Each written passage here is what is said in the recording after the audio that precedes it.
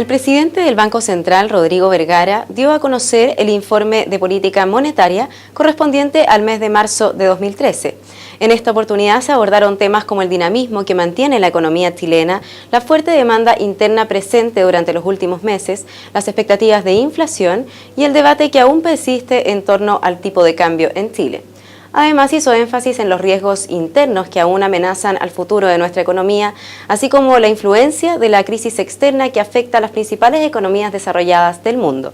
Pasemos a ver parte de lo que fue esta exposición. Vemos dos riesgos hoy día sobre la economía chilena. Uno es el riesgo externo, ¿cierto? Es cierto, y también voy a hablar sobre eso más adelante, que la situación externa ha mejorado, particularmente en algunas zonas del mundo, pero todavía se mantiene mucha fragilidad en otras, y particularmente ahí me refiero a Europa. Se mantiene ese riesgo. Y por otro lado, también hemos hablado de un riesgo interno, de una demanda interna muy dinámica, que ciertamente se ha ido desacelerando en el último tiempo. Recordémonos que creció en el año 2011 13%, el año pasado el año 2011, 2010 13, el año después 9 y el año pasado 7, pero se ha ido desacelerando a una tasa menor a la que nosotros esperábamos. Y por lo tanto hay un riesgo que se mantenga este dinamismo, que no haya una convergencia gradual hacia tasas de crecimiento más sostenibles y por lo tanto que se expanda, entre otras cosas, el déficit en cuenta corriente y se produzcan hacia adelante presiones en la inflación, cosa que hoy día no vemos, pero que podrían suceder hacia adelante. Entonces me voy a referir básicamente también a ese riesgo. En este balance de riesgo que nosotros hemos mencionado ya desde hace bastante tiempo, que de alguna forma decíamos están relativamente equilibrados, más aún, en un momento parecían tomar más fuerza los riesgos externos que los riesgos internos, hoy día nuestro mensaje es que está tomando más relevancia los riesgos internos. De alguna forma se han mitigado en algo los riesgos externos, siguen presentes y están tomando más relevancia los riesgos de origen interno. La actividad y la demanda interna crecieron sobre lo previsto el año pasado. Recordemos, 5,6% la actividad, 7,1% la demanda interna, superiores a nuestras proyecciones de diciembre del IPOM previo a esto.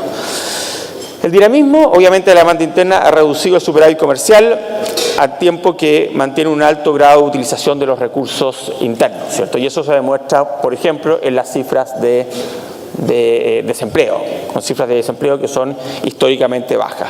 No obstante lo anterior, la inflación total y también la subyacente han descendido a cerca de 1% anual. Hoy día la inflación total está en 1,3%, la subyacente está en 0,8%, por una serie de factores que voy a mencionar en su momento. Pero esto es muy importante, Recordemos que el Banco Central tiene una meta de inflación de 3% y tiene un rango de tolerancia de más o menos 1%. Estamos hoy día por debajo de la parte inferior de nuestro rango de tolerancia. Y eso no es menor a la hora de la toma de decisiones de política monetaria. Las expectativas, por su parte, que son muy importantes, que de alguna forma es nuestra meta operativa, nosotros vemos las expectativas a 2 años plazo, también se mantienen ancladas al 3%, se mantienen ancladas a la meta del Banco Central. Es por eso que decimos que esta inflación baja es transitoria, en el sentido que esperamos que retorne gradualmente al 3%, incluso posiblemente pasado fines de este año. En este escenario, el Banco Central ha mantenido su tasa de política monetaria en 5% desde enero del año pasado. O sea, ya llevamos varios meses con la tasa de política monetaria en 5%. Hay que ser muy claro en esta materia, porque uno, oye mucho análisis respecto a la tasa monetaria, si la política monetaria es expansiva o contractiva.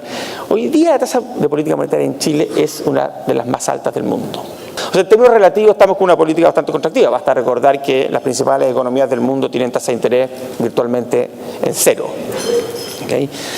Y eso es algo importante tener en claro. Es importante tener en claro Porque también nosotros hemos hablado muchas veces de esta especie de puzzle, digamos, que se produce en política monetaria cuando las diferenciales con las tasas del resto del mundo son muy elevadas. Esta relación, digamos, con el tipo de cambio, o los flujos de capitales, la inflación, la política monetaria, es algo que uno tiene en cuenta cuando considera estas cifras. Más aún, si uno observa lo que ha sucedido en los últimos meses, y varios meses, lo que observa es que la mayor parte de los países del mundo lo que han hecho es seguir reduciendo sus tasas de interés. Yo diría que si uno tuviera que decir qué es lo más distintivo de este periodo respecto a otros periodos, no es tanto que el mundo emergente esté creciendo más que el mundo desarrollado. La verdad es que esto ha sido casi una constante en el último tiempo. Hoy día es cierto que esa brecha es mayor. Hoy día es cierto que tenemos un mundo desarrollado bastante débil y un mundo emergente relativamente fuerte. Yo diría que lo más distintivo más bien es el nivel de las tasas de interés en los países desarrollados. Un nivel en torno a cero y por periodos extraordinariamente ya largos de tiempo. Y no solo eso, sino que se espera que se mantengan hacia adelante.